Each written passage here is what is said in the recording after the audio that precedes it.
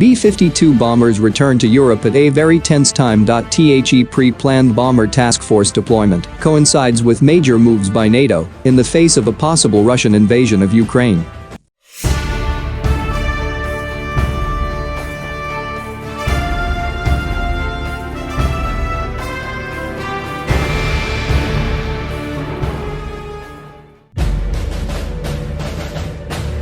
B-52H strategic bombers of Air Force Global Strike Command are back in the United Kingdom, having begun a regular bomber task force deployment at RAF Fairford in southwest England. Corporal Matty Matthews, UK Royal Air Force photographer and good friend of the war zone, provided us with some of the best shots so far from the Buff's latest deployment to Europe, which coincides with considerable east-west tensions as Russian forces continue to build up military capabilities around Ukraine's borders.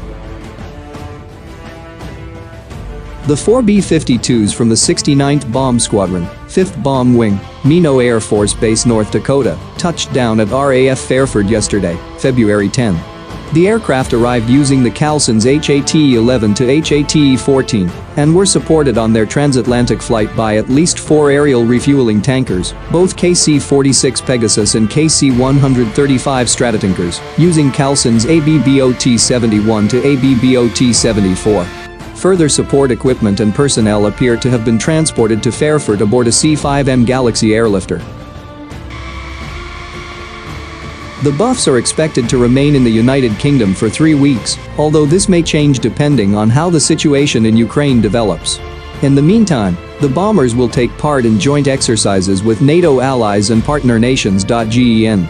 Jeffrey L. Harijan, the commander of United States Air Forces in Europe and Air Forces Africa, said, "With an ever-changing global security environment, it's critical that our efforts with our allies and partners are unified.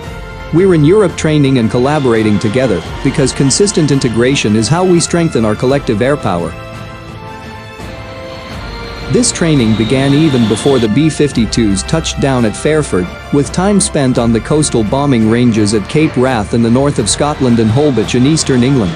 Here, the bombers worked with UK Joint Terminal Attack Controllers (JTACs) as part of a close air support training exercise, with the controllers on the ground calling in airstrikes to support ground forces. On entering UK airspace, the B-52s had been accompanied by RAF Typhoon FGR-4 fighter jets, with RAF photographer Corporal Alex Scott capturing the following shots from a Hawk T-1 training jet out of RAF Leeming. RAF's Air Vice Marshal Phil Robinson, Air Officer Commanding 11 Group, said, "The RAF has a long, proud history of working alongside the United States Air Force that continues to see shared training, exchange tours, and close operational partnerships to this day." The Bomber Task Force missions allow UK-US to challenge each other toward continuous growth and development as part of NATO and supporting the NATO Air Policing mission. The joint missions reinforce the commitment of both nations to NATO and collective defense, the most recent sortie providing a demonstration of the critical ability for a timely and coordinated response to defending the Euro-Atlantic area and, if required, the ability to reach forward locations. The Air Force has not revealed what other training events or even potential shows of force are planned for the Buff deployment. The last such event, in October 2021, involved B-1B bombers from Dyess Air Force Base, Texas, arriving at Fairford for a 45-day tenure. In that time, they flew several high-profile missions including the Baltic Sea and the Black Sea regions, both of which have taken on even greater significance in light of Russian military activity there and the backdrop of the Ukraine situation. Earlier on in their transatlantic flight, the Buffs had also been met by Portuguese Air Force F-16 fighter jets that are currently deployed to Iceland for the local NATO air policing mission. The presence of the B-52s in the United Kingdom is the latest European iteration of the regular Bomber Task Force mission, which began in their current form in 2018. Officially, these deployments are concerned with improving interoperability with military partners in the region and providing valuable training experiences. Equally important, however, is the demonstration to both European allies and partners, and Russia, of US and NATO military might. This is particularly relevant now, with Russia and NATO seemingly engaged in tit-for-tat movements of troops, aircraft, and other hardware within the strategically important Baltic Sea and Black Sea regions, as well as in areas surrounding Ukraine. As well as the Russian military buildup around Ukraine's borders, Russia launched 10 days of large-scale maneuvers in Belarus yesterday, while the U.S. Air Force forward-deployed 8 F-15C Eagle fighter jets from RAF Lakenheath in England to Osk Air Base in Poland in a move designed, at least in part, to enhance NATO's collective defense posture. The RAF's Colonel William Ballum, commanding officer of the Joint Air Liaison Organization, said, "Today's training provides a valuable opportunity for the UK JTACs. Working with different nationalities and a variety of aircraft types ensures the UK remains a world-leading force in close air support and air-land integration. Training with B-52s further cements joint training tactics and procedures and ensures the UK can safely and accurately deliver air-to-ground fires alongside our NATO allies." It's important to note that the latest Bomber Task Force mission had been planned long in advance of these developments, although it was not previously announced. Interestingly, a U.S. Strategic Command spokesperson told Air Force magazine that the security situation in Eastern Europe could trigger a prolongation of the deployment.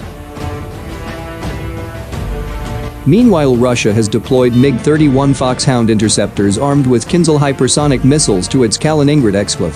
This deployment, which the war zone reported on earlier this week, seems to have been tailored as a response to the NATO troop movements that are seeing the alliance's forces bolstered on its eastern borders. These movements include Washington sending around 2,000 troops from the United States to Poland and Germany and moving 1,000 more personnel already forward deployed in Europe to Romania. The same day the B-52s touched down in England, US President Joe Biden issued perhaps his strongest worded warning so far of the threat of a potential new Russian invasion of Ukraine. "Things could go crazy quickly," Biden told NBC News, warning US citizens to leave Ukraine urgently. US Secretary of State Antony Blinken added that a Russian invasion could take place before the end of this month's Winter Olympics, which close on February 20th. Simply put, we continue to see very troubling signs of Russian escalation, including new forces arriving at the Ukrainian border, Blinken said. The more air assets gather closer to the alliance's eastern borders, the greater it seems the potential for NATO air power actually coming to bear in any way in a crisis. While the prospect of that happening is still remote, there remain legitimate concerns that a new Russian campaign in Ukraine could risk spilling over into a wider regional conflagration, perhaps as the result of an errant missile, an airspace violation, or another such factor. Earlier this month, Pentagon Press Secretary John F. Kirby addressed a possibility of a spillover if it is another invasion, and it does end up an armed conflict. The one thing that we've learned specifically over the last 20 years is armed conflict is difficult to predict with any great specificity. I can't be perfectly predictive about how this is going to go.